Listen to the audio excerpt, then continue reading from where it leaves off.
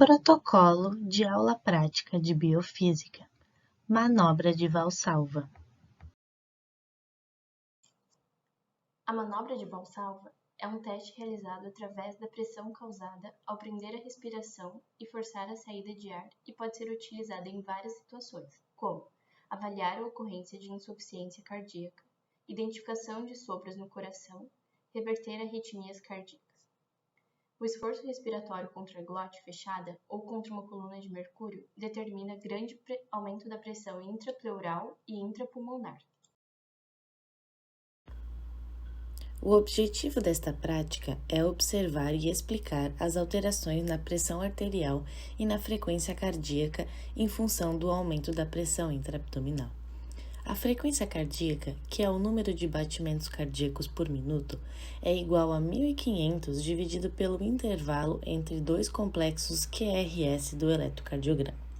E a pressão arterial, que é a pressão que existe dentro das grandes artérias, depende da pressão arterial média, que é igual ao débito cardíaco multiplicado pela resistência periférica total.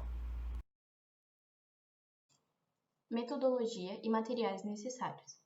Primeiramente, é necessário um registrador de ECG, registrador de pressão arterial, estetoscópio, cronômetro e coluna de mercúrio. Acomode o voluntário sentado confortavelmente. Registre o ECG e a PA com frequência durante 15 a 20 minutos.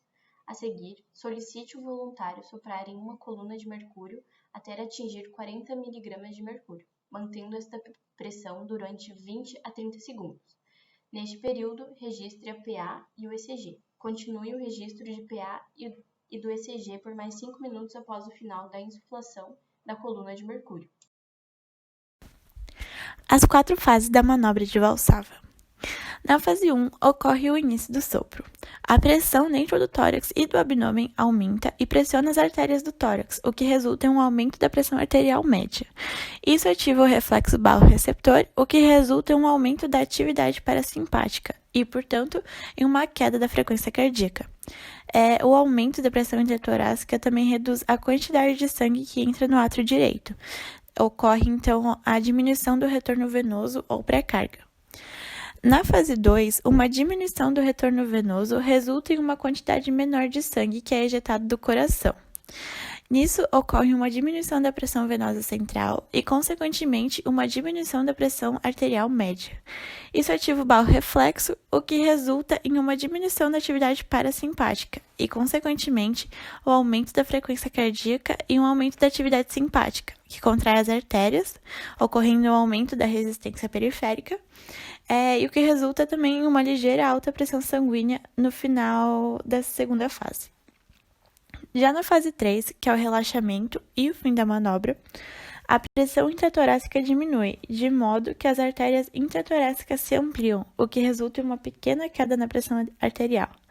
Ao mesmo tempo, o sangue venoso preenche o coração. Já na fase 4, o coração expulsa o sangue do sistema arterial contra o aumento da resistência periférica, aquela que se desenvolveu na fase 2, de modo que a pressão arterial aumenta novamente, ocorre a superação da pressão arterial, e isso ativa o barro-reflexo, o que resulta em uma queda na frequência cardíaca, que é a bradicardia. Eventualmente, tanto a pressão arterial quanto a frequência cardíaca se normalizam.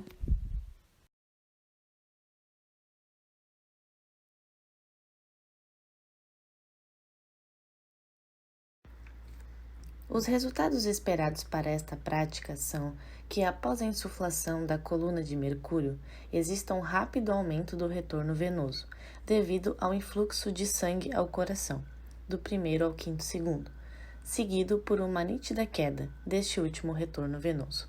O débito cardíaco, que é o volume de sangue bombeado pelo coração em 1 minuto, dado pela frequência cardíaca multiplicada pelo volume sistólico, diminui em consequência da queda do retorno venoso, induzindo a uma queda das pressões arteriais sistólica e diastólica.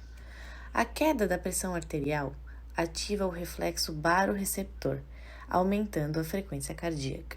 Após o término da insuflação da coluna de mercúrio, este processo é revertido e um aumento reflexo da pressão arterial pode ser observado. Conclusão. Esse experimento demonstra a inter-relação entre o retorno venoso, o débito cardíaco e a pressão arterial. Uma sequência semelhante desses fenômenos ocorre regularmente na tosse, defecação e levantamento de peso. Em indivíduos idosos, pode levar a uma perda de consciência ao fazer esforço para a defecação, e até em jovens que associam compressão abdominal com hiperventilação. Curiosidade: o sopro da estenose aórtica é tipicamente sistólico, mais intenso na base do coração e em formato de diamante, ou em crescendo-decrescendo. Tem como característica se encerrar antes da segunda bulha, o que ajuda a diferenciar do sopro sistólico e regurgitativo da insuficiência mitral. O sopro da estenose aórtica é sistólico, em formato de diamante, deixando a B2 bem audível. Ao realizar a manobra de Valsalva, ocorre uma redução da pré-carga após alguns segundos, levando a um enchimento menor do ventrículo esquerdo. Isso ocasiona uma redução na intensidade do sopro sistólico da estenose aórtica, diferenciando-se do sopro da obstrução dinâmica da via de saída, comum na miocardiopatia hipertrófica.